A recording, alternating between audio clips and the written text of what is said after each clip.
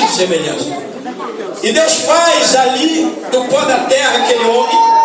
Só que aquele homem ainda não tem vida. É uma imagem. Não se move. E aí ele vai então e sopra na sua laringe. E aí o homem começa a ser uma casa habitada por Deus. E nessa noite eu quero te dizer que nós somos templo do Espírito Santo. E Deus, quando Ele olha do céu, Ele não olha e se alegra simplesmente em ver um templo com 40 mil pessoas e dizer, olha, ali estão 40 mil pessoas. Não. Deus, Ele não se alegra simplesmente olhar para um templo com 10 pessoas e dizer, ali está o meu templo. Não. Ele se alegra quando Ele olha para você, templo do Espírito Santo, e diz, o que tem hoje aí, cara? O que você trouxe hoje aqui para Ele? Jesus disse assim, eis que estou à porta e bato. Ele está batendo nessa noite. E Ele está dizendo para você, eu posso entrar? E se você deixar Ele entrar nessa noite, talvez você não tenha entendido ainda, mas o Senhor já está trazendo renovo ao templo nessa noite. Eu tenho visto aqui pessoas se alegrarem no Espírito. Eu tenho visto pessoas aqui cantarem no Espírito. Eu tenho visto pessoas com lágrimas nos olhos nessa noite. Sabe por quê? Porque o templo está sendo invadido pelo renovo de Deus nessa noite. E se você nessa noite crê nesta palavra, você vai sair daqui com o teu templo renovado. Deus, o que eu vou pregar, Senhor?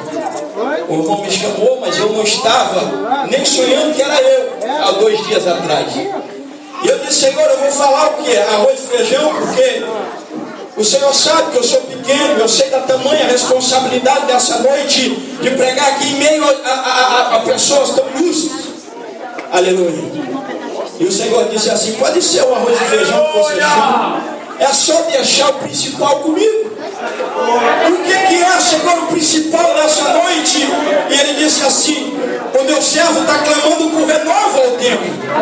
Deixa que o renovo é comigo. Aleluia. E nessa noite basta que eu diminua e o Espírito vai crescer e a glória de Deus vai se manifestar nesse lugar. Essa palavra é uma palavra interessante porque a Bíblia nessa passagem está falando sobre Joás. Joás, com 1 ano de idade, perde seu pai. O seu pai que era rei e que foi assassinado.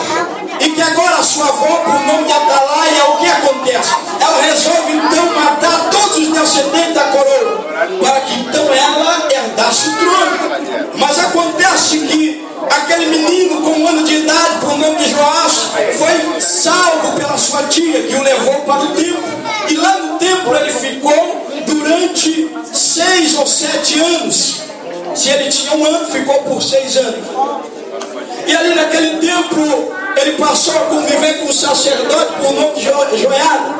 E aquele sacerdote passou a cuidar do menino. E a Bíblia diz que vai passando o tempo, e quando esse menino completa 7 anos de idade, Joiada, o sacerdote, decide então que vai apresentar esse menino e vai colocá-lo como rei, vai devolver a ele a coroa que lhe foi roubada. E este jovem menino, esse menino de 7 anos agora assume a coroa, volta ao seu trono. E a Bíblia diz então que a sua avó, por nome de Atalaia, é morta. E Joiada começa, o sacerdote, a ajudar Joás, o menino de 7 anos, a viver ali e aprender a conviver com o seu reinado. E a Bíblia diz que por 40 anos esse rei foi um excelente rei. Por 40 anos ele andou na direção do Senhor. Só que é um problema. Essa história, ela tem vários contrastes. E um deles é do livramento que Deus deu. O outro é do renovo que ele fez no templo. Mas o outro é da decepção que ele causou ao coração de Deus. E a Bíblia diz que um dia esse sacerdote, com o nome de Joiada, ele morre. E agora esse menino que já é crescido, que já é um homem, ele se vê em meio a uma situação que ele não soube muito bem contornar. E esse menino agora, o que acontece com ele? Ele ouve conselhos errados e começa a fazer do seu reinado algo totalmente diferente daquilo que Deus tinha projetado.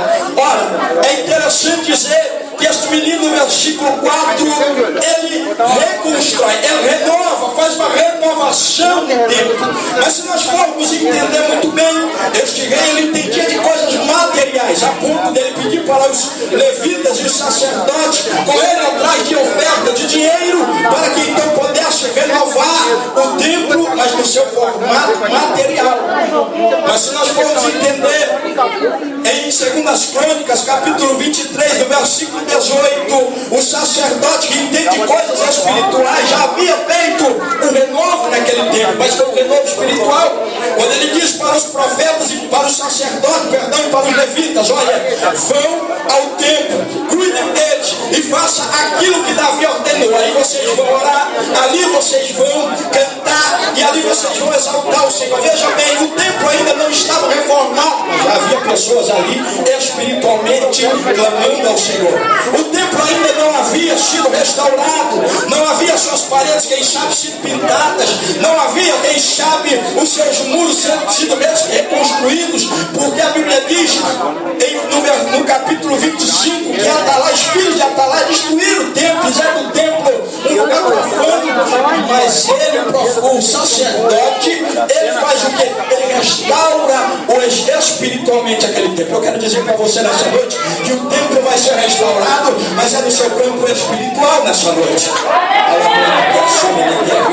E o que eu posso entender agora é que este rei, por desobedecer, por sair fora do seu brilhado, por sair fora daquilo que era projeto de Deus para a sua vida, a Bíblia diz que ele sai tão fora da direção, que ele mata até mesmo o filho daquele que lhe livrou da morte. Ele mata o filho daquele que colocou ele um dia como rei, colocou a coroa na sua cabeça, saiu dizendo pela cidade de Jerusalém: ei, aqui está o rei, é este que é o rei, aquela lá, ela usurpou o trono. E ele se esquece disso.